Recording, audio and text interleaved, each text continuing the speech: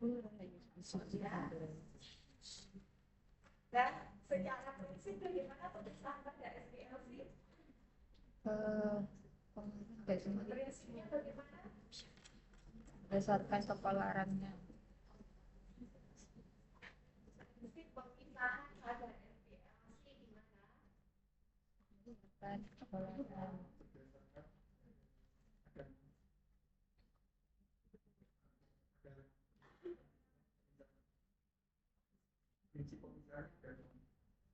Itu mekanisme pemisahannya.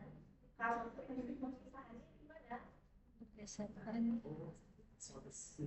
Adanya interaksi antara persediaan fase gerak dan analitik. Jadi yang berkontribusi terhadap pemisahan dalam SPLC itu ketiga faktor itu. Jadi interaksi yang terjadi antara fase gerak dan analitik. Nah, bagaimana mekanisme ketiganya berinteraksi itu macam-macam. Bisa mekanismenya berdasarkan mekanisme absorpsi, partikel, pertukaran ion, pasangan ion, eksklusi ukuran, dan biasanya. Ya, paham ya? Sudah dipahami ya? Jadi kalau prinsipnya adalah adanya interaksi dari ketiga faktor tadi. Bagaimana ketiganya berinteraksi? Ini tergantung mekanismenya. Dia mekanismenya apa? Nah, mekanismenya itu ditentukan oleh siapa? Kapan dia mengalami mekanisme absorpsi? Kapan pemisahannya berdasarkan partisi? Kapan berdasarkan afinitas? Kapan berdasarkan eksklusi ukuran? Itu ditentukan oleh siapa? Tergantung sifat dari fase diam. Ya, mekanisme absorpsi terjadi ketika fase diamnya berupa padanan. Partisi ketika fase diamnya berupa cairan.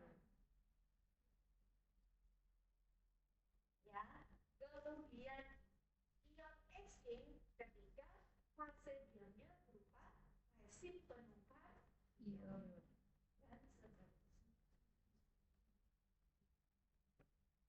Ya.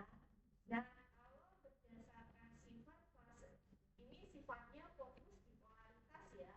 Kalau berdasarkan sifat polaritas fase diam dan fase geraknya, maka SPLC bisa dibedakan menjadi berapa? Jadi dua, yaitu normal phase dan mixed phase. Kalau normal phase berarti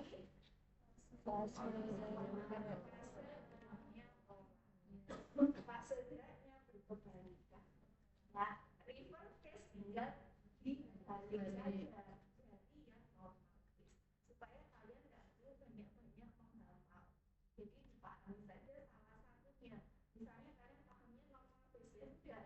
Kalau reverse phase kan berarti kebalikan dari normal phase. Nah, ketika kalian tahu sifat fase diamnya, di mana fase diam dan fase gerak itu sifatnya harus bertolak belakang.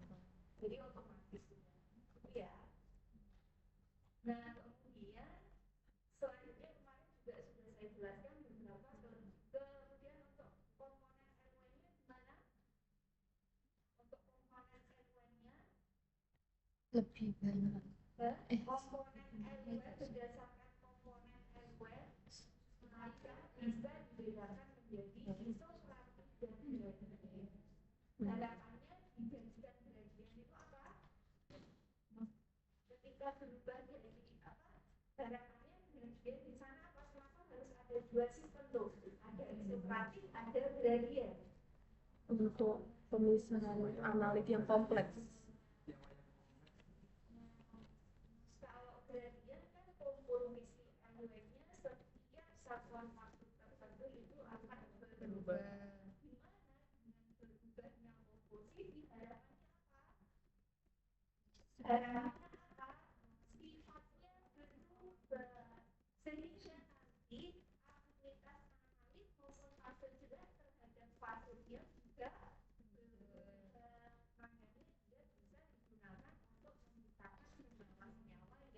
kompleks. Sementara kalau isokratik itu biasanya penggunaan rutin, jadi kita sudah terbiasa menggunakan metode isokratik itu, jadi metodenya sudah rutin digunakan. Ya, kemudian yaitu untuk sampel-sampel yang lebih sederhana. Ya, kemarin juga sudah saya jelaskan apa kelebihan dan kekurangan dari SPLC.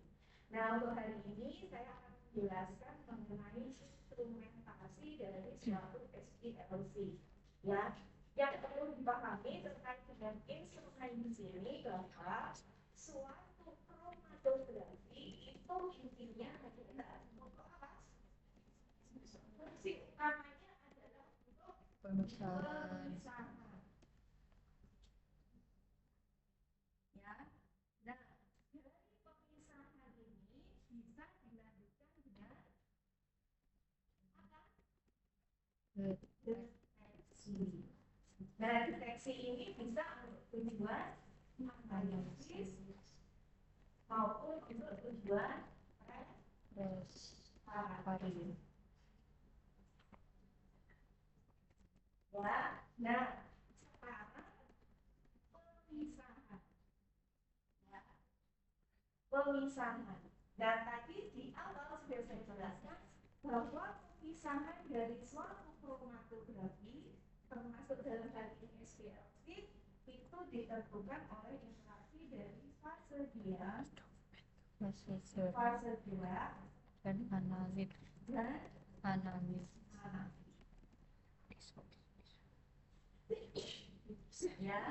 nah karena dia itu fungsinya untuk pemisahan, maka dia harus punya komponen ini. Ya, nah ini nanti juga akan menyusun instrumennya. Ya, alatnya itu pasti dia akan ada yang fasilitas-fasilitas atau komponen-komponen yang fungsinya seperti fase diam, kemudian fasilitas-fasilitas atau komponen yang digunakan untuk fase gerak. Ya, kemudian juga bagaimana kalau analis ini terkait dengan bagaimana aplikasinya, pengaplikasian sampel ke dalam instrumennya. Ya, yang perlu kalian ingat untuk membedakan dengan PLC, pada PLC proses pemisahan dan deteksi itu terpisah. Ya, kalian melakukan pemisahan di dalam chamber, baru kemudian scanning dengan densitometer. Ya, sementara kalau pada SPLC antara proses pemisahan dan deteksi ini secara simultan, jadi satu komponen dipecahkan, tidak usah pindah-pindah lagi. Ya, nah sudah. Pertama untuk fase gerak. Ya, jadi di sini ada reservoir atau fase dari fase gerak, di mana pergerakan dari fase gerak ini dibantu oleh suatu sistem pompa. Ya, nah kalau pada PLC pergerakan fase geraknya berdasarkan apa? Pergerakan fase geraknya berdasarkan apa PLC? Bisa kapilaritas atau daya gravitasi, tergantung nanti arah elevasinya kemana. Kapilaritas ketika ke atas, ascending, gravitasi ketika descending.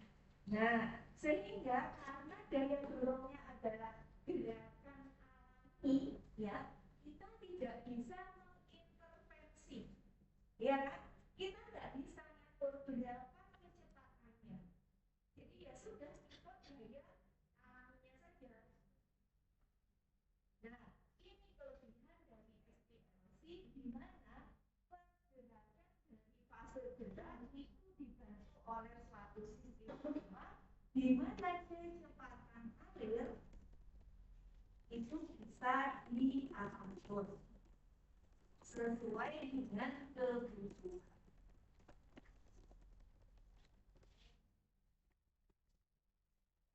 Kenapa saya bilang sesuai dengan kebutuhan? Karena masing-masing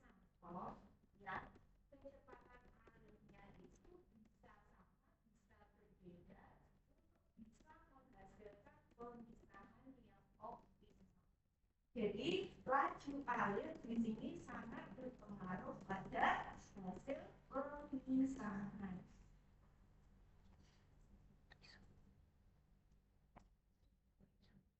Ya, kemudian setelah ada ini pompa ya, jadi untuk fase gerak prinsipnya bedanya dengan PLC pada SPLC itu ada sistem pompa.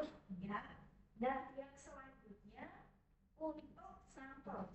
Nah, sampel aplikasinya di mana? Aplikasinya bagaimana? Ditolongkan dengan apa?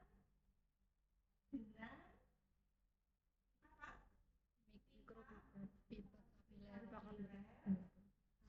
Ini secara manual ya. Kalau secara otomatis atau semi otomatis bisa menggunakan manual atau inuman.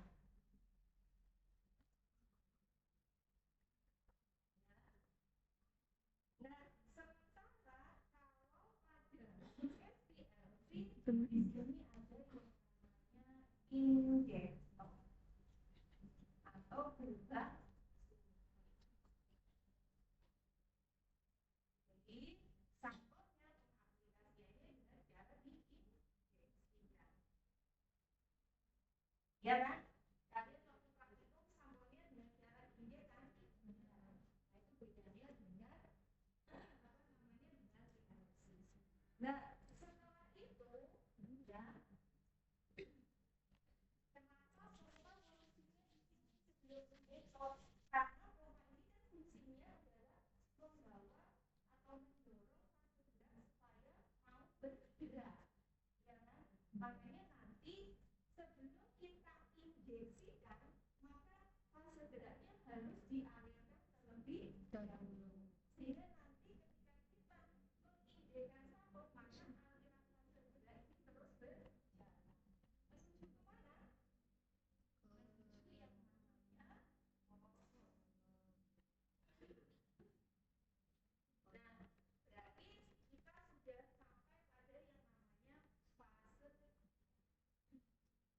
ya. Jadi fungsi pompa di sini adalah sebagai fase ya. Dan dari pola kemudian nanti ada analis yang dikeluarkan di bawah untuk dideteksi apa senyawa itu,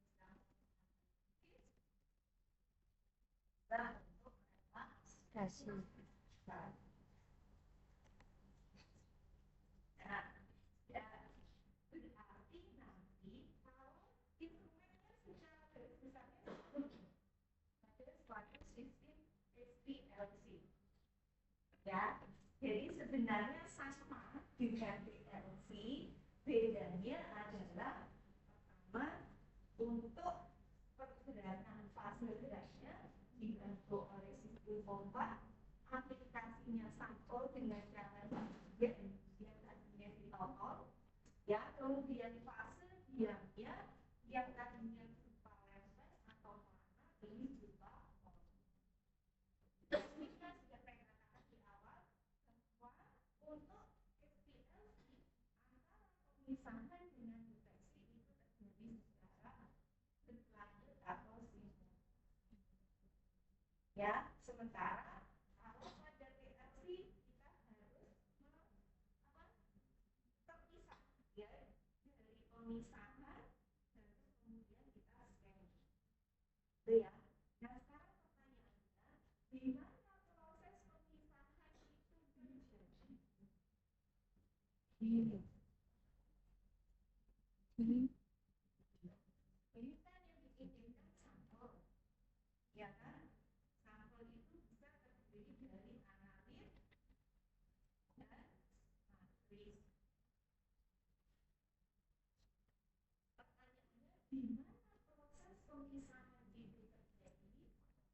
Terjadi di dalam kolom. Kenapa terjadi di dalam kolom?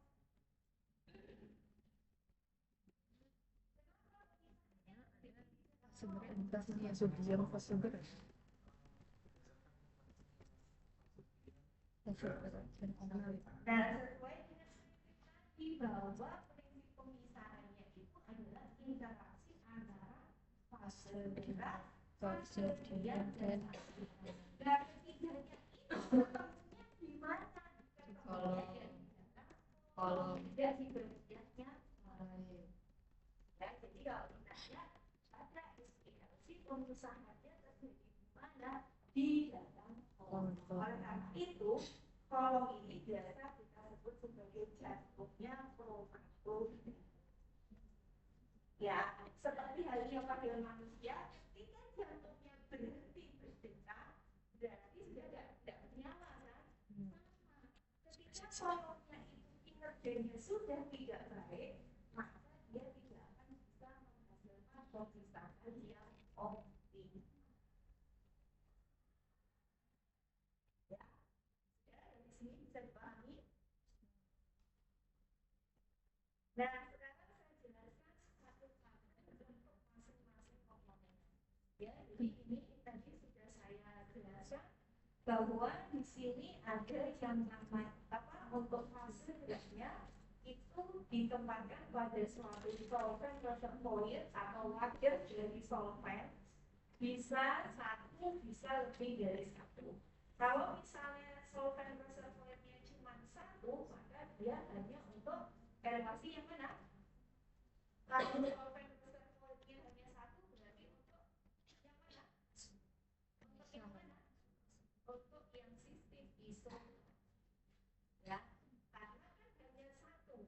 Jadi pencampurannya sudah dilakukan di luar sistem SPLC. Tapi kalau solvent reservoirnya lebih dari satu, maka memungkinkan komposisinya berubah sesuai dengan perubahan waktu. Ya, kemudian ada sistem pompa, tadi sudah saya sampaikan, fungsinya adalah membawa atau mendorong fase gerak. Kalau fase gerak itu untuk fase gerak dia fungsinya adalah mendorong fase gerak. Kemudian kalau untuk analit dia fungsinya mendorong fase gerak untuk bisa membawa analit menuju ke dalam kolom. Ya, kemudian ada sample injection unit.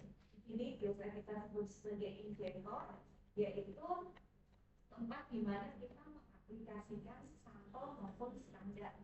Kemudian ada kolom yang fungsinya adalah sebagai fase diam, ya, di mana di sini akan terjadi proses pemisahan. Nah, kolom sendiri bisa juga dilengkapi dengan yang namanya oven. Jadi kalau dilengkapi oven, maka suhunya bisa diatur. Ya, karena kadang-kala suhu kolom itu bisa berpengaruh pada proses pemisahan, khususnya ketika kita menggunakan detektor indeferensi. Ya, kemudian hasil pemisahannya akan dibawa ke dalam detektor. Dari detektor nanti ada data prosesor yang memproses data. Dan kita mau mencari data apa?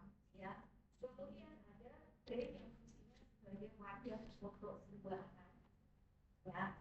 Nah, kalau memang nanti yang dibutuhkan ini fungsinya untuk preparatif, drain ini ya bisa diganti dengan elemen-elemen yang fungsinya untuk menambah. Jadi pompa, ya, pertama adalah sistem pompa. Nah, sistem pompa itu harus memenuhi kualifikasi seperti berikut, ya. Jadi dia harus bisa menghasilkan tekanan sampai 6000 PSI. Ya. Kemudian bisa menghasilkan kecepatan alir dari 0,1 sampai 10 mili per menit. Ya, tekanannya bisa sampai 6000 PSI dan dia bisa menghasilkan kecepatan alir antara 0,1 sampai 10 mili per menit.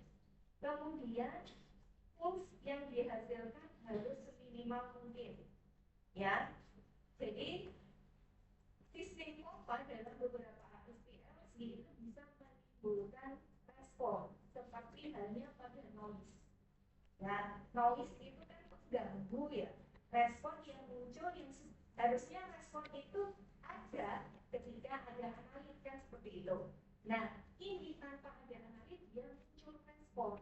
Nah, itu kalau disebabkan oleh pompa disebut sebagai puls, ya. Sementara kalau disebabkan oleh bagian yang lain dalam sistem itu disebut sebagai noise atau pengganggu. Itu harus seminimal mungkin sehingga nanti kita akan cepat untuk mencapai apa? Baseline. Ingat ya, baseline itu garis dasar yang baik untuk bisa menghasilkan pemisahan yang baik itu harus di bawah, letaknya di bawah, kemudian kalian ketika pakai SPLC pertama, kemudian airway dialirkan, kapan kalian mulai menyuntik kan menunggu baseline-nya mana dulu? Iya, iya enggak? Apa kalian pas untuk langsung ke gitu? Ya, jadi kenapa itu dinyalakan dulu, airway-nya dialirkan dulu untuk mencapai baseline. Baseline-nya harus serendah mungkin, kemudian harus rata. Sehingga nanti ketika kita motong kromatogram itu hasilnya ya. Kemudian kecepatan alirnya harus dapat dikontrol, ya, harus terkendali, harus terkontrol dengan reproduksibilitasnya kurang, ya, jadi simpangannya itu kurang dari 0,5%. Berarti kalau kecepatannya 10 mili per menit, maka yang diperbolehkan compiler harus memberikan kecepatan plus minus berapa? Ketika kecepatan alirnya 10 mili per menit, kemudian reproduksibilitasnya kurang dari 0,5%, berarti kecepatan alir yang diperbolehkan plus minus berapa? 0,5.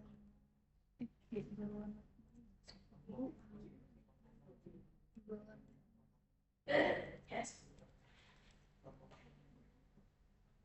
Siapa? 0,05.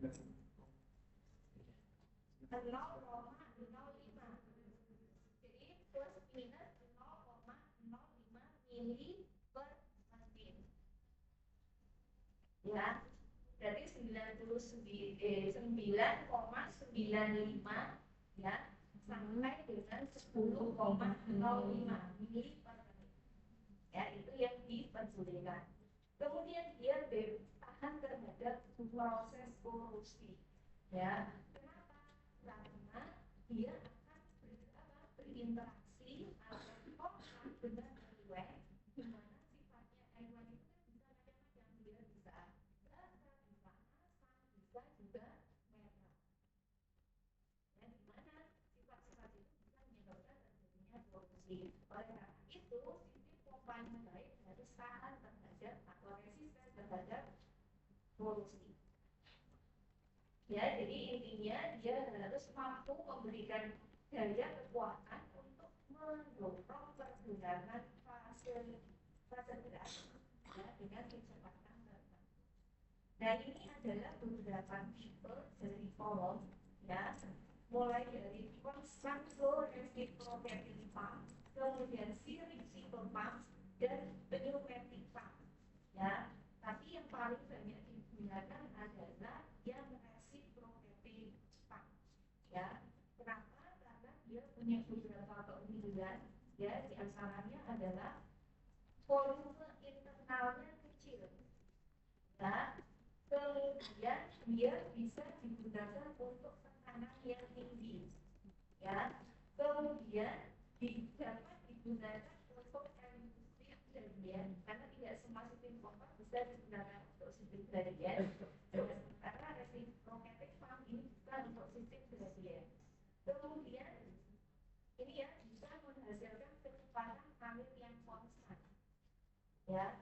Jadi memang kenapa harus ada sistem pompa, kenapa dia disebut kinerja tinggi, karena yaitu adanya sistem pompa diharapkan nanti bisa memberikan kecepatan alir yang konstan.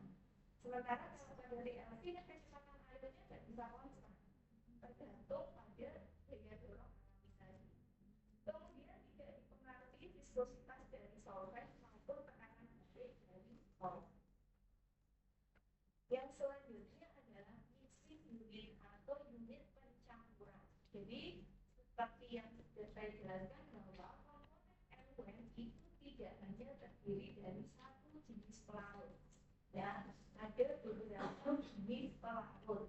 Oleh karena itu harus ada sistem pencampuran. Nah, mixing unit ini ada yang sudah terintegrasi dengan alatnya, ada yang terpisah. Yang kita lakukan biasanya adalah yang terpisah, terutama di sistem isokratik. Kalau di isokratik kan pencampurannya di bawah, setelah tercampur baru kita taruh di solvent reservoir, ya. Dan kalau untuk sistem gradien maka mixing unitnya harus terintegrasi dengan alatnya, karena pencampurannya terjadi ketika elemen itu terus berjalan. Jadi harus terintegrasi dengan alat. Yang mixing unit di sini untuk gaya bedanya bisa berupa static mixer atau dynamic mixer. Yang selanjutnya adalah solvent DC. Apa bedanya mixing unit dengan solvent DC? Kalau mixing unit tadi fungsinya hanya mencampur saja. Kalau solvent DC fungsinya di sini adalah menghilangkan gas-gas yang terlarut. Jadi ketika beberapa macam elemen itu dicampur, di mana masing-masing memiliki kelarutan yang berbeda-beda, maka bisa menimbulkan terbentuknya bubble atau gembul-gembul udara. Nah, gembul udara ini tidak boleh ada baik di dalam elemen maupun di dalam sampel. Makanya ketika injek kalian ngambil sampel, ya, swab, ditarik kan swabnya, habis itu kalian selalu cek ini enggak, ya kan? Next yang dicek apa? Ada gelembung. Nah, kenapa gelembung ini harus dihindari? Kenapa harus dihilangkan? Tidak boleh ada. Kenapa? Dia akan menyebabkan sumbatan pada orang. Ya, akan menyebabkan terjadinya sumbatan pada orang. Nah, oleh karena itu maka ya untuk elemen karena jumlah kalau di sampel kalian cukup ketuk-ketuk spatnya kan untuk menghilangkan bubble-nya atau kalian keluarkan. Nah, sementara kalau untuk elemen karena jumlahnya besar maka ini ada beberapa teknik yang bisa digunakan. Ya, diantaranya adalah dengan vacuum filtration. Jadi disaring dengan vakum seperti yang kalian lakukan. Ya kan? Kalian pakai saringan kan? Ya kan? Kemudian dia kan? Dia kan? Disedot pakai pompa kan? Jadi namanya divakum. Ya. Tujuannya yaitu sebagai daya dorong alami, daya tarik ya, jadi ditarik cairannya supaya bisa ini apa? Bisa turun melewati membran filternya. Karena membran filternya diameternya kan sangat kecil. Tujuannya apa? Tujuannya yaitu tadi menyaring bahan-bahan yang tidak terlarut, termasuk menyaring apa? Gas-gas yang terlarut. Kemudian yang selanjutnya adalah helium purging. Jadi dipurging dengan gas helium. Apa sih purging itu? Jadi elemennya taruh di dalam botol, kemudian kalian aliri gas helium. Maka nanti gelembung-gelembung gasnya itu otomatis akan terlarut. Jadi hilangkan ya dengan cara mengalirkan gas helium. Itu istilahnya dipurging. Ya. Nah, ini adalah cara yang paling efektif, tetapi kelemahannya dia gas helium itu hasilnya mahal. Kemudian bisa juga dengan ultrasonifikasi, seperti juga yang bisa kalian gunakan, yang biasa kalian gunakan dengan menggunakan ultrasonik. Ya, jadi ada cara yang fungsinya untuk menggunakan gas-gas yang terlarut.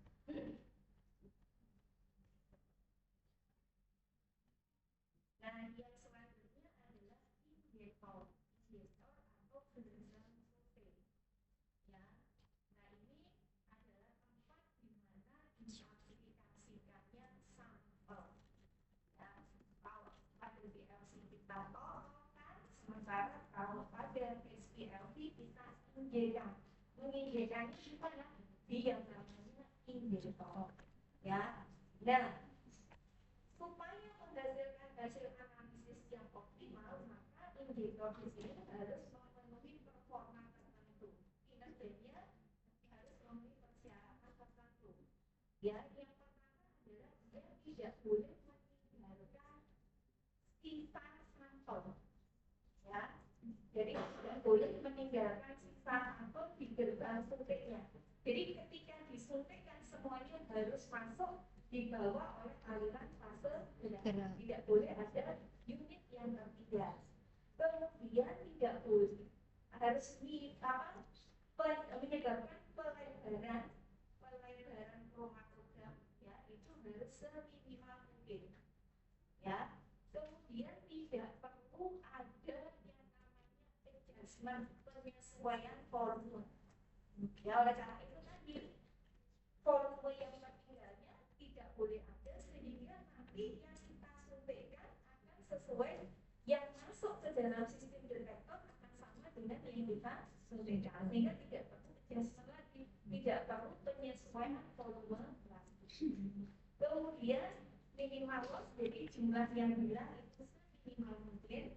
Kemudian dia harus tahan terhadap ini tekanan, ya kekuatannya ini superior, ya terus resisten terhadap tekanan. Itu syarat-syarat yang harus dipenuhi oleh suatu sistem injektor di dalam SPLV. Ya, ini contohnya, ya ada yang menggunakan sealing method, ada yang menggunakan loop method.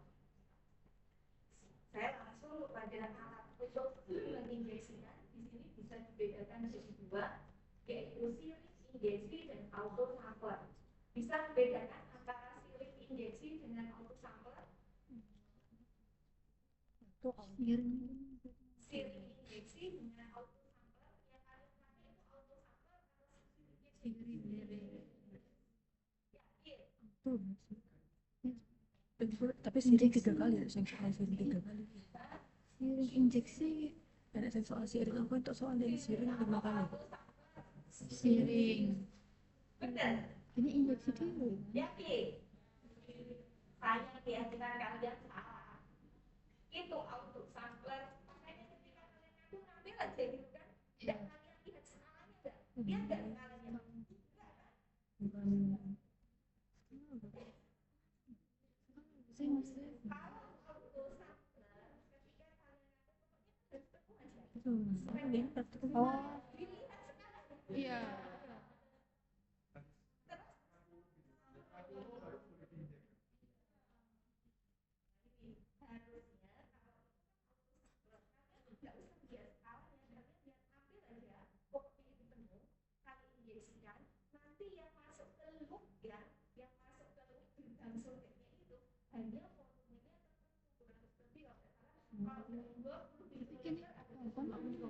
Batin.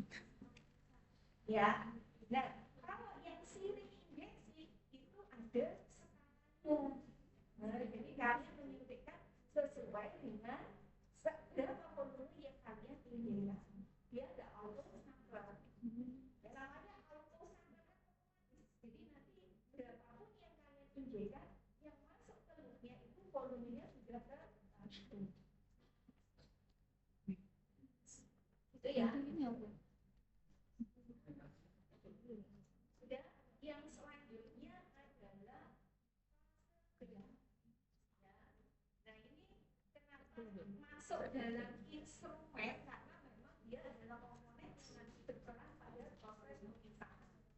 Ya, pemilihan komposisi yang benar, ya. Kemudian tipe dari fase gerak itu sangat penting untuk membangun suatu pemisahan. Jadi pemisahan yang baik itu terjadi karena kita sudah mendapatkan komposisi fase gerak yang optimal. Oleh karena itu, bagaimana kita mendapatkan komposisi yang optimal? Caranya adalah dengan melakukan optimasi. ya. Kemudian yang perlu diingat di sini, ketika melakukan optimasi, pilihan kita itu terbatas. Ya, pilihannya terbatas tergantung pada apa? Tergantung pada jenis dan tipe kolom yang akan kita gunakan. Perlu diingat bahwa kita itu sangat terbatas memiliki kolom, jenis kolom. Kita itu punyanya sangat terbatas. Ya, oleh karena itu misalnya kita mau mengembangkan suatu metode analisis, ya, di mana metode analisis itu harus bisa memisahkan, maka nanti yang harus kita optimasi, kita ganti-ganti adalah fase gerak. Kalau kolomnya kan sudah tidak bisa digantikan, kecuali kita ganti kolom tuh ya. Selama kita menggunakan kolom yang sama, maka sifatnya tidak bisa kita ubah. Sehingga kalau kita menggunakan sampel yang berbeda, ya, maka nanti yang menyesuaikan adalah fase gerak. Oleh karena itu, kenapa pilihannya terbatas? Dibatasi oleh sifat fisikanya dari kolom yang digunakan. Karena ketika keduanya ini harus saling menyesuaikan. Ketika satunya tidak bisa berubah, ya sudah satunya yang harus menyesuaikan dengan berubah. Kemudian di sini ya secara garis besar dia dibedakan menjadi river phase dan normal phase seperti yang sudah saya jelaskan ya. Kalau normal phase itu non polar solventnya ya, contohnya adalah hexan, diaryl ether, diklometan, isopropil alkohol, isooktan. Kemudian kalau untuk reverse phase ya, ini kita bisa menggunakan M1 atau fase gerak yang polar, contohnya adalah air, asetonitrin, metanol dan tetrahidrofuran. Ya. Kemudian perlu ada kalanya kita memang untuk melakukan adjustment pH seperti yang kalian lakukan di mana ya?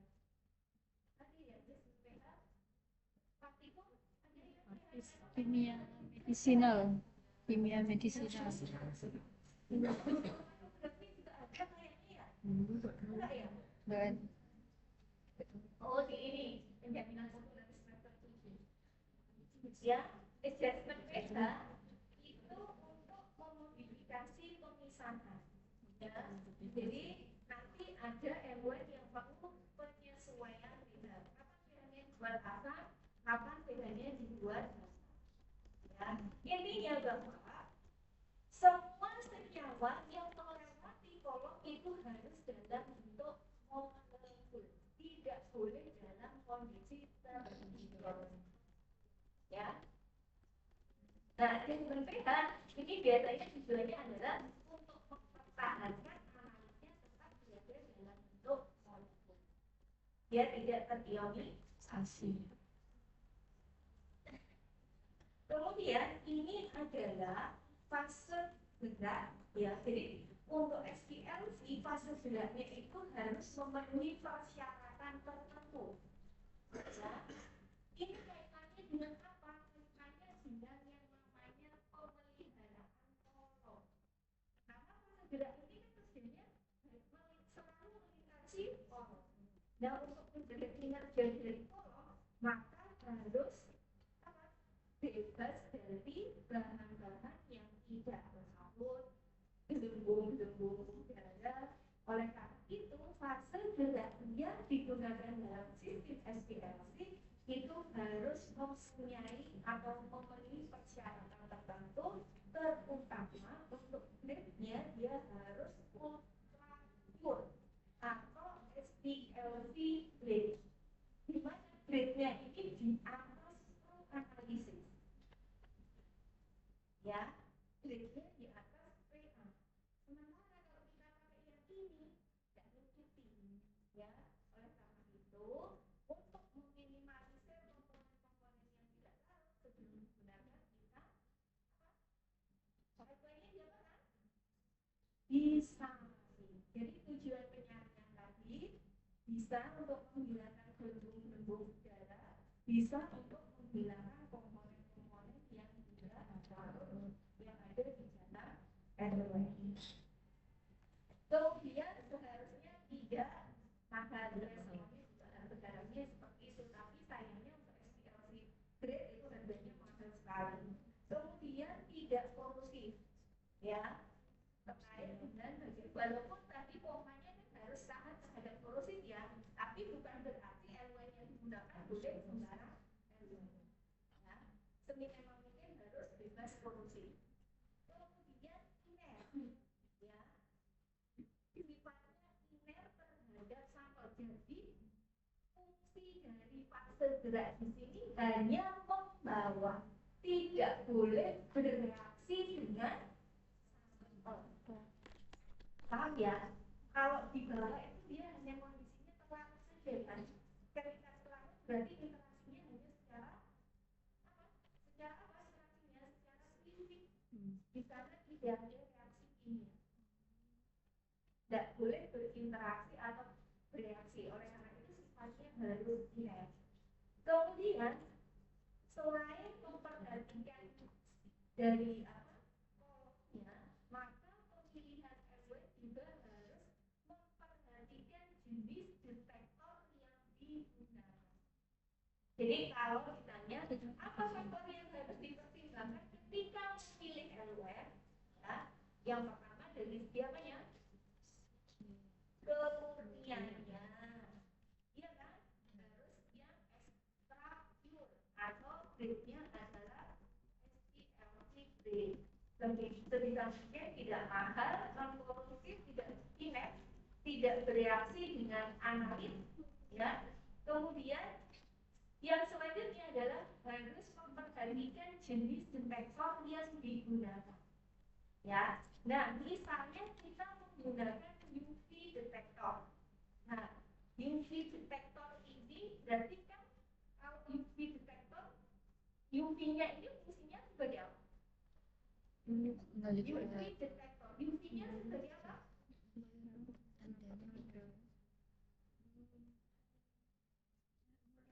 Analisis. Ya kan sebagai apa? Stimulus kan? Iya kan? Sumber radiasinya kan? Nah, apa ini konsep deteksinya itu sama persis ketika kalian belajar spektrometer atau Segera foto. gimana? Prinsip gimana?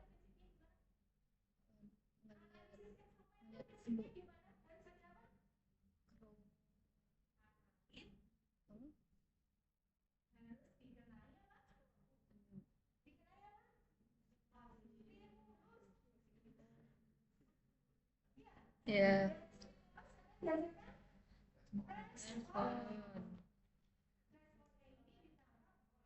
Detektor. Yang prinsipnya sama. Nah, kalau UV berarti stimulusnya apa?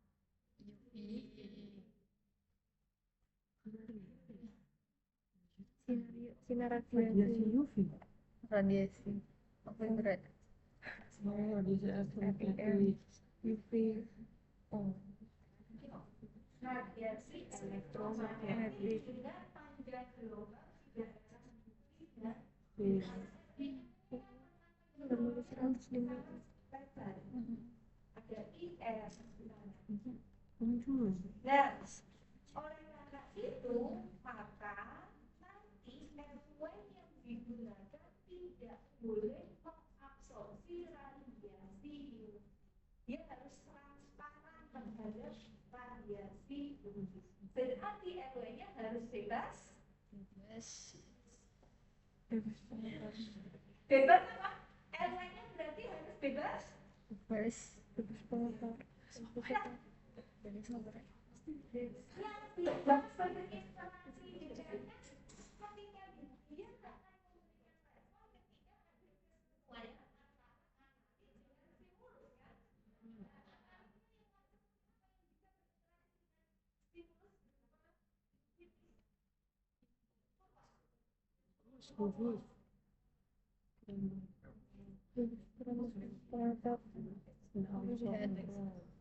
Channel of our Software. Oh iya, Jadi dia tidak boleh punya khusus Outlook maupun untuk ada itu. iPad Kan ya. iPad apa? Jadi nanti respon yang dihasilkan itu benar-benar hanya interaksi antara stimulus dengan analis, tidak dengan hormon. Oleh karena itu pelarutnya tidak boleh mengandung glukosa Dan Also. Ausogrom. paham? Paham. Kemudian jika yang digunakan adalah detektor refraksi indeks, maka antara pelarut dan analit harus memiliki perbedaan refraksi indeks yang optimal. Kenapa ini?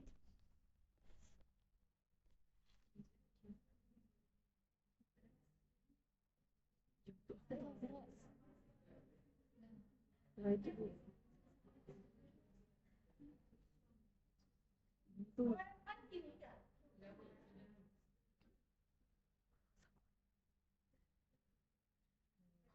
sendiri.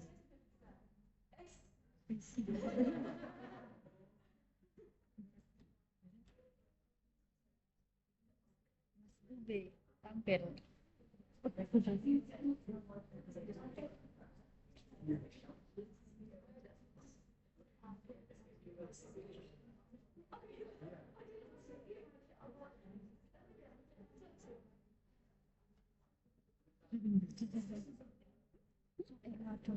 Oh, itu iPad.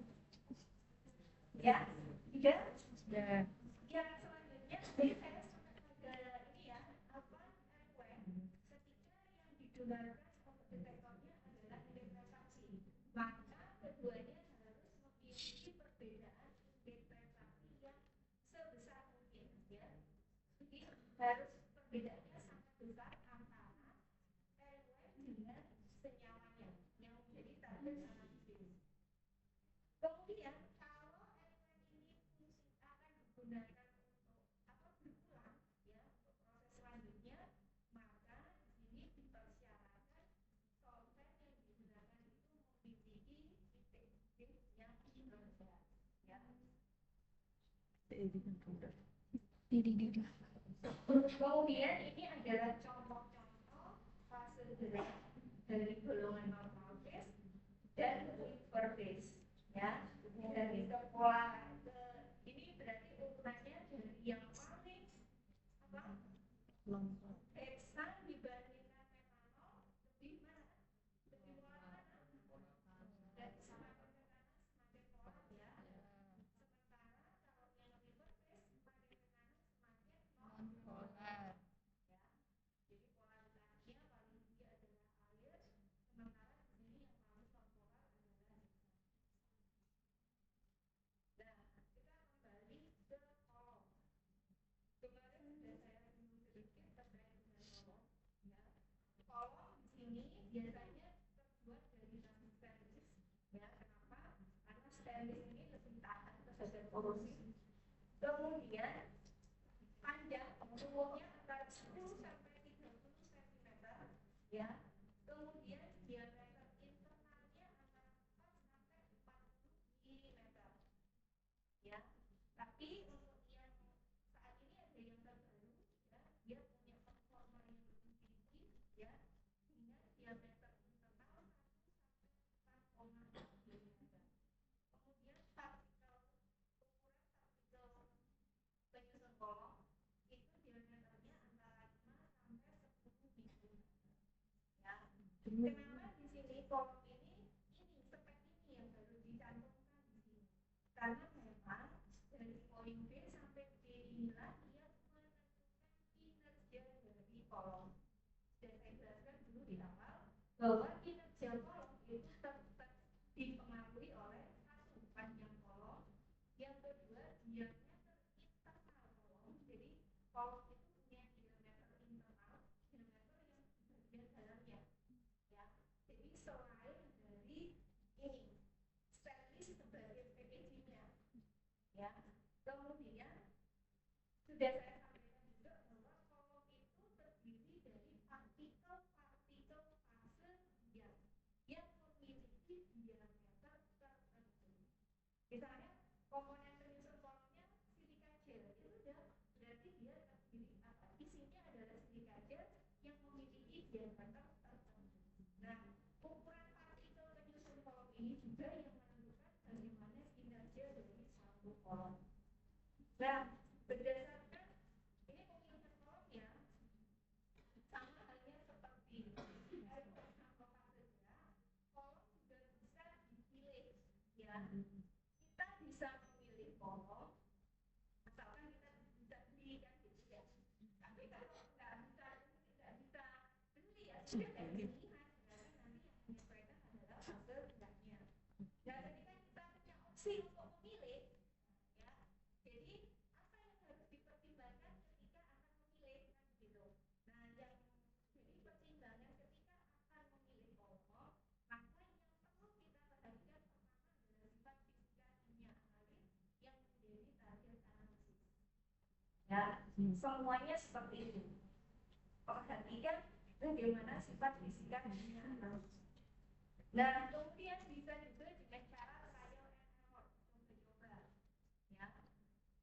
Kemudian menyamakan dengan analis yang lain. Jadi kita bisa mencontoh, ya, kolom yang digunakan untuk analis yang lain, tapi analis yang lain ini ya punya apa namanya parameter tertentu. Jadi analis yang lain di sini yang dimaksud adalah analis yang memiliki struktur yang mirip dengan analis kita. Kenapa? Karena dengan struktur yang mirip maka harapannya kalau strukturnya mirip maka harapannya apa? Kalau strukturnya mirip harapannya apa? Dan dia sifat fisika kimianya mirip lah. Ya enggak? Sifat fisika kimia itu ditentukan oleh apa? Strukturnya kan? Kemudian informasi dari kolega ini sama sebenarnya ya, dengan menyamakan dengan analis yang lain bisa dari hasil penelitian yang sudah ada sebelumnya.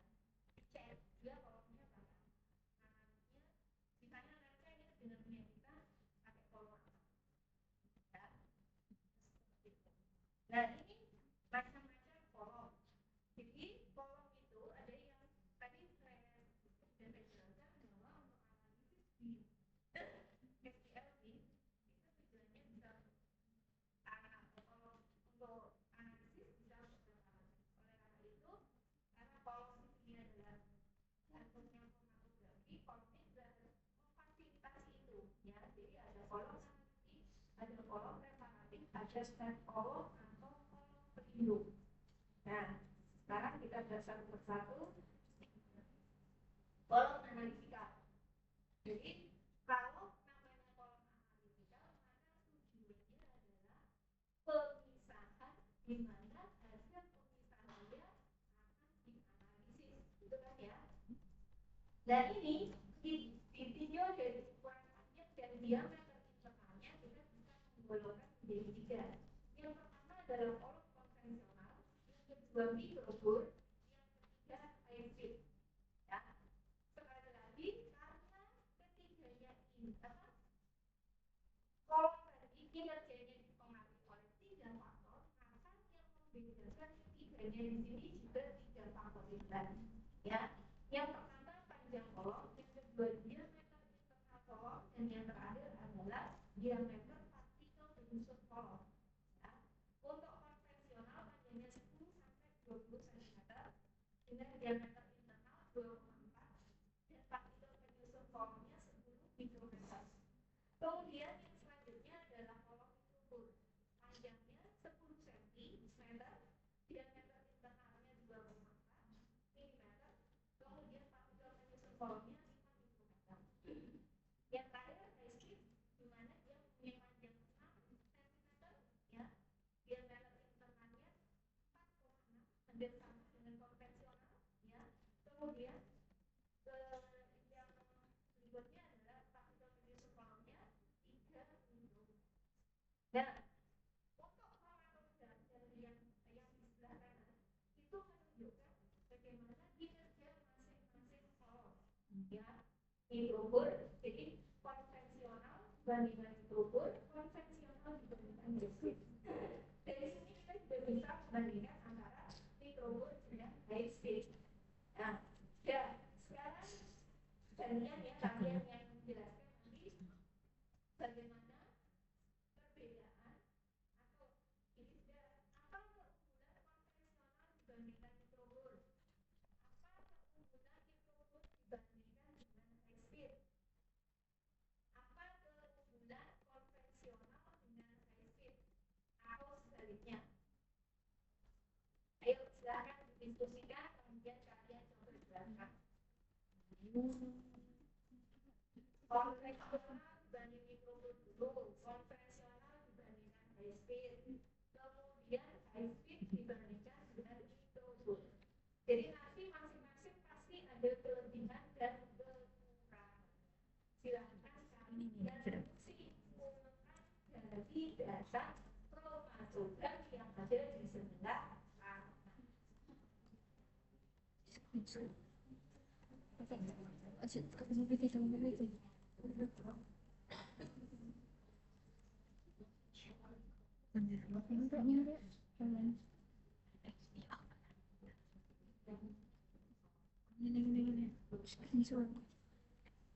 Cilik lah ni so.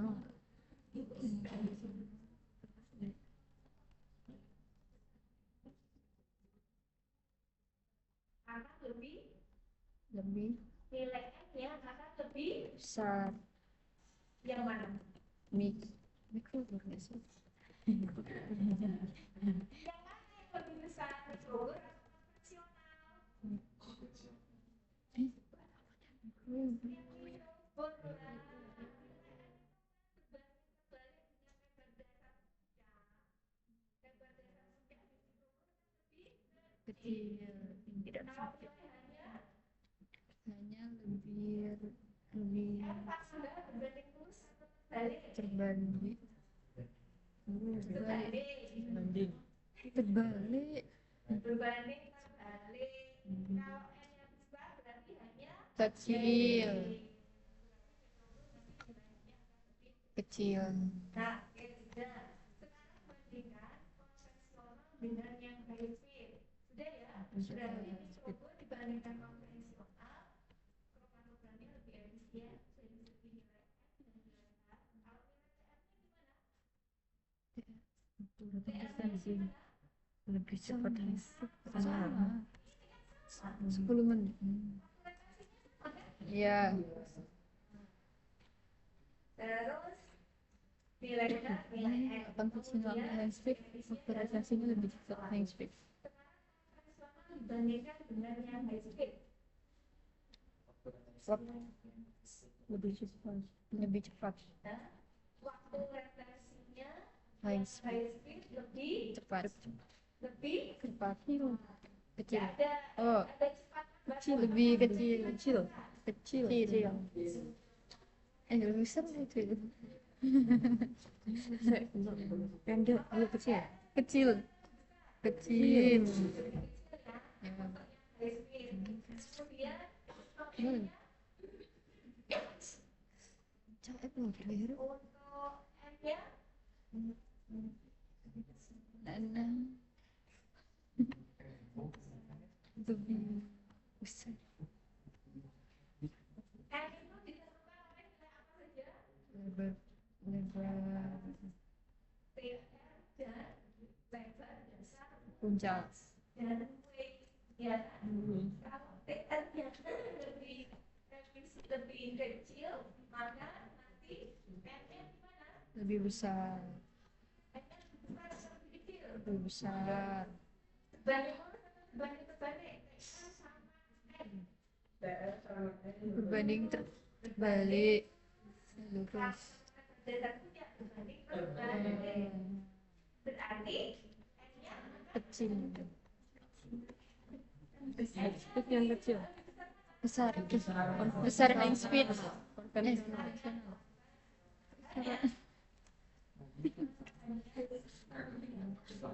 Bisa. Mungkin katanya lebih hanya lebih kecil ya konvensional.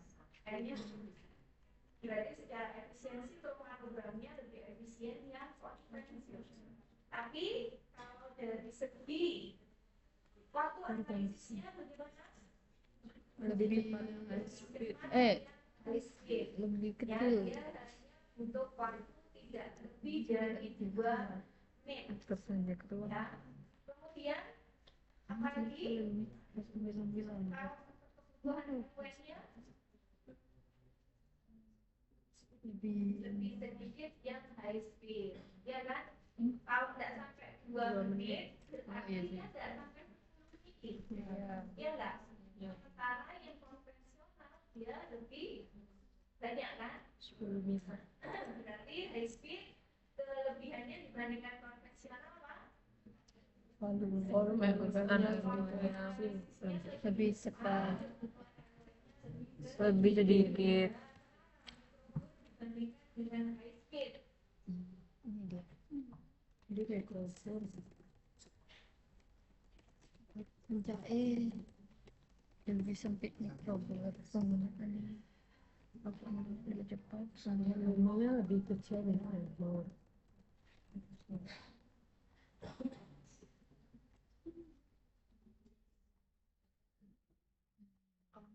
Waktunya Mikrofon berbeda dengan high speed.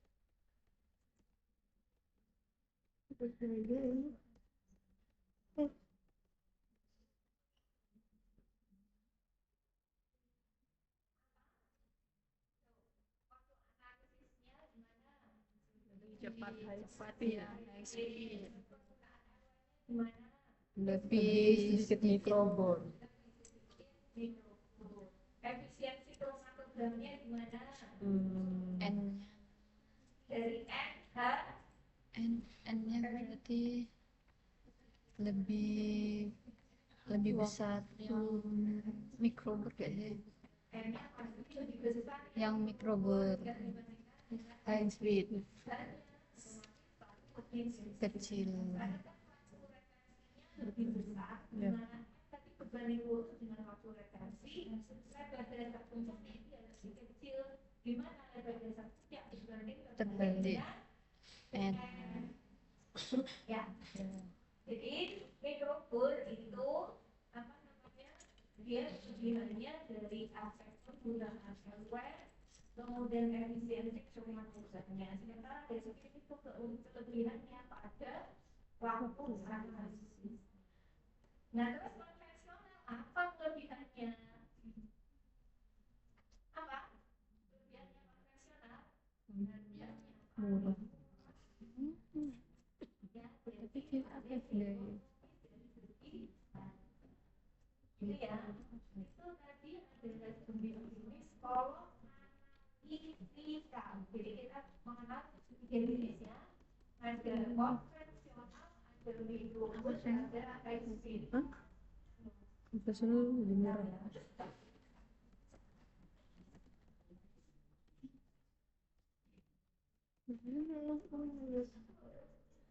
Kolom analytical dari bahan-bahan yang terikat secara irreversibel.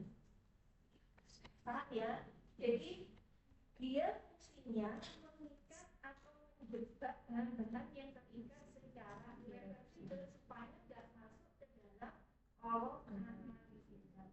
Kalau terikat secara irreversibel, artinya walaupun ada pergerakan fase berat, dia tidak bisa lepas. Dan ini sangat dihindari terikat pada kolom analytical. Karena ketika dia terikat pada kolom analytical, maka kinerja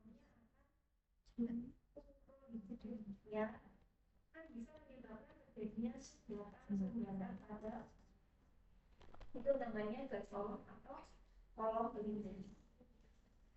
Ini adalah komponen penyusun kolom ya, salah satunya ya, diantaranya ada fill gel, ada silika gel, ada modifikasi silika, ada silika yang di coating ya. Nah, ini bagaimana kita memilih kolom. Misalnya kita sekali lagi kita punya opsi untuk memilih kolom. Maka ketika memilih kolom, maka ini ada beberapa hal yang perlu diperhatikan. Yang pertama, balik lagi ketika kita mau milih airway maupun memilih kolom ya, maka yang harus jadi pertimbangan pertama adalah sampelnya dulu. Sifat fisika kimianya ini bagaimana? Nah di sini dibedakan berdasarkan bobot molekulnya. Ada yang mikromolekul, ada yang makromolekul. Ketika bobotnya kurang dari 2000 ya, kita golongkan sebagai mikromolekul. Sementara kalau yang makromolekul di sini bobot molekulnya lebih dari 2000. Nah, setelah itu kita ini lagi, kita pergi lagi, dia larutnya gimana? Larutnya dalam air atau dalam pelarut organik. Ya, kalau pelarut organik itu kan bisa non-polar, bisa polar.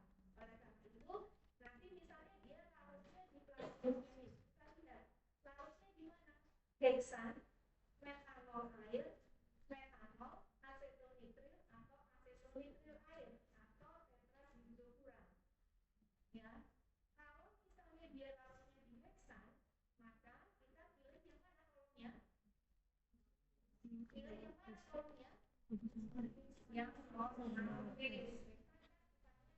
Maka kita pilih kolom yang sifatnya demikian seterusnya. Jadi kalian lihat di tabel ini. Bisa ya baca tabelnya ya. Insya Allah. Yang terakhir ini tadi ya ada oven pemanas dari bawah, terutama pada kalau kalian referensi indeks. Jadi suhu kolom sangat berperan pada proses pemisahan. Nah di sini ada macam-macam jenis oven dalam kolom, ada heating, kemudian block heating, ada isolated kolom jaket. Ya, jadi ini jenis-jenis dari oven dalam kolom. Yang terakhir komponen atau instrumen terakhir dari suatu SPLC adalah detektor. Nah, untuk detektor, kapan dia bisa digunakan sebagai detektor itu harus memenuhi beberapa persyaratan. Yang pertama harus sensitif. Apa artinya sensitif? Sensitif. Apa sensitif? Peka.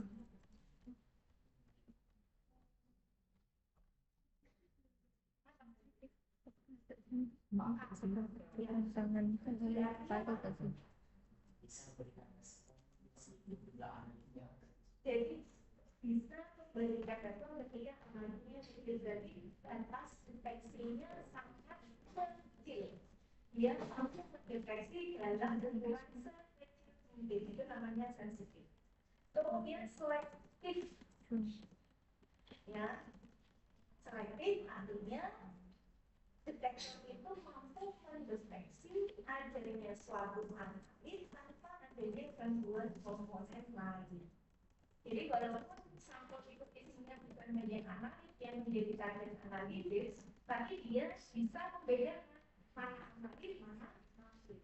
Itu namanya selektif. Kemudian mudah dioperasionalkan, ya. Kemudian mudah beradaptasi dengan kondisi sampel. Ya. Nah, ada beberapa jenis detektor yang bisa digunakan dalam SPLC. Ini kemudian SPLC juga bisa digunakan dengan DLC. Kalau pada DLC detektornya kan hanya menggunakan densitometer, ya. Sementara pada SPLC ini bisa pakai macam-macam. Yang pertama ubiquitous detektor, ya. Ubiquitous kemudian dari mekanismenya nanti seperti pada spektrofotometer ubiquitous. Ada senyawa-senyawa yang mengandung unsur dan oksigen bisa dianalisis. Kemudian fotodiode array detektor. Fotodiode array detektor ini barisnya sama dengan UV, cuma dia terdiri dari rangkaian diode yang aktif. Ya, di mana masing-masing diode itu akan sensitif terhadap senyawa-senyawa tertentu. Sehingga nanti untuk ubiquitous itu biasanya penggunaannya analisis secara kuantitatif, sementara kalau PDA atau photodiode array detector itu penggunaannya lebih pada analisis secara kualitatif. Ya. Kemudian fluorescence detector, ya, mekanismenya seperti pada spektrofluorescence. Kemudian indeks kemudian evaporative flat scattering, ya, kemudian electrical conductivity, kemudian electrochemical detector, dan yang terakhir adalah mass spectrometer. Saya langsung saja ketika akan memilih mana detektor yang akan dipilih, maka tadi persyaratannya apa yang harus dipenuhi oleh suatu detektor? Selektif, sensitif. Maka perhatikan parameter selektivitasnya, sensitivitasnya, dan kemungkinan penggunaannya dalam sistem gradient. Ya, ingat ya, kenapa lebih dianjurkan menggunakan sistem gradient? Karena dengan sistem gradient komposisi elemen akan bisa dirubah-rubah sehingga sifat fisikanya juga akan berubah, sehingga pemisahannya akan lebih baik. Yang pertama, ya, untuk detektor absorbansi, berarti bisa pakai apa? Kalau absorbansi tadi UV, spektrum UV atau UVA, ya. Nah, ini selektif untuk senyawa yang seperti apa? Selektif untuk senyawa-senyawa yang mampu mengabsorpsi radiasi elektromagnetik di daerah UV dan vis. Ya, jadi UV digunakan pada senyawa-senyawa yang mampu mengabsorpsi radiasi elektromagnetik di daerah UV dan vis. Berarti dia harus punya kutub elektron dan atau pausodo. Kemudian untuk sensitivitasnya berada pada nanogram, ya, dan memungkinkan untuk digunakan dalam sistem gradient. Ya. Kemudian fluorescence, ya, detektor fluorescence ini digunakan untuk senyawa-senyawa yang bisa berfluoresensi, ya, yang bisa berfluoresensi. Contohnya apa? apa ya? Apa contohnya? Senyawa berfluoresensi. Oh, ini itu berfluoresensi. Ya, makanya kalau dia digunakan sebagai pewarna, warnanya kelihatan. Kelihatan apa? Terang banget kan ininya, yaitu karena dia bisa berfluoresensi. Dan kelebihan dari detektor fluoresensi adalah sensitivitasnya, ya, dimana sensitivitasnya sampai pada ukuran pikrogram dan memungkinkan untuk diaplikasikan dalam bentuk gradient. Kemudian indeks refraksi detektor, ya, perbedaan indeks refraksi ini tidak selektif, memang ya, kerjanya tidak selektif, hanya berdasarkan perbedaan indeks refraksinya saja. Padahal senyawa-senyawa yang berbeda bisa jadi mempunyai indeks refraksi yang sama, ya, sehingga tidak selektif. Kemudian sensitivitasnya hanya pada mikrogram, berarti kurang sensitif, ya. Kemudian tidak bisa digunakan secara gradient, karena di sini Edwin yang hanya boleh pakai ambil, ya. Nah, indeks refraksi ini biasanya digunakan untuk senyawa-senyawa yang miskin gugus kromo, jadi dia tidak punya gugus kromo, ya. Contohnya adalah golongan 11, ya, senyawa golongan 11 yang tidak punya gugus kromo. Kemudian evaluasi fluid scattering ini digunakan untuk senyawa-senyawa yang non volatil, ya, senyawa-senyawa yang tidak mudah menguap. Kemudian sensitivitasnya mikrogram dan memungkinkan untuk diaplikasikan dalam sistem gradient. Kemudian yang selanjutnya adalah electrical conductivity, itu selektif untuk senyawa-senyawa ionik, ya. Kemudian sensitivitasnya bisa sampai nanogram, sebagian bisa untuk gradient, sebagian tidak bisa digunakan dalam sistem gradient. Kemudian yang terakhir adalah electrochemical, ya, jadi ini sensitif selektif untuk senyawa-senyawa golongan redox yang bisa teroksidasi atau tereduksi. Kemudian untuk sensitivitasnya dalam ukuran pikogram, dan sebagian sama seperti artikel conductivity ada yang bisa diaplikasikan dalam sistem bagian dan juga tidak bisa pada sifat fisika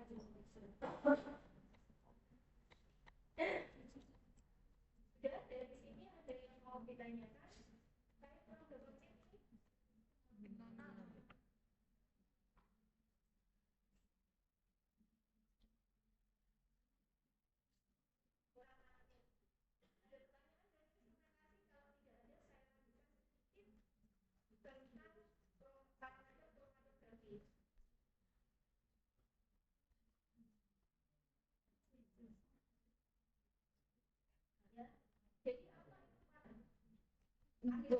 ini numpuk ini puncaknya susah dipisahkan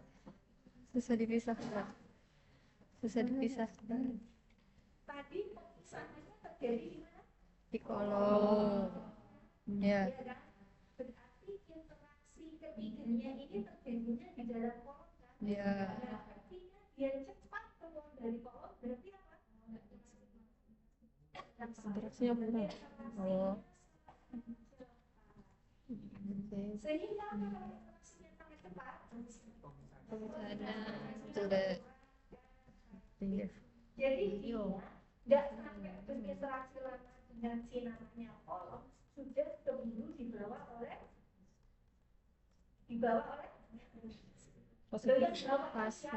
fase gerak jadi dia sudah keburu dibawa oleh fase gerak keluar dari ya jadi memang untuk pemilihan elemen dan kolom itu interaksinya ya nggak boleh terlalu cepat juga nggak boleh terlalu lama nah kalau lama berarti waktunya lama berarti pemisahannya lama waktu analisisnya jadi sangat lama ya karena interaksinya terlalu lama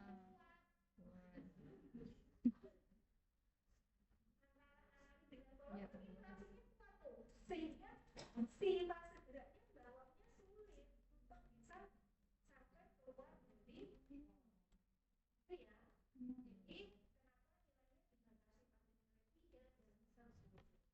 untuk menjamin bahwa pemisahannya sudah sempurna karena interaksi sudah cepat untuk berinteraksi antara kolom bagian dari fase gerak dan interaksinya juga tidak terlalu uh-huh.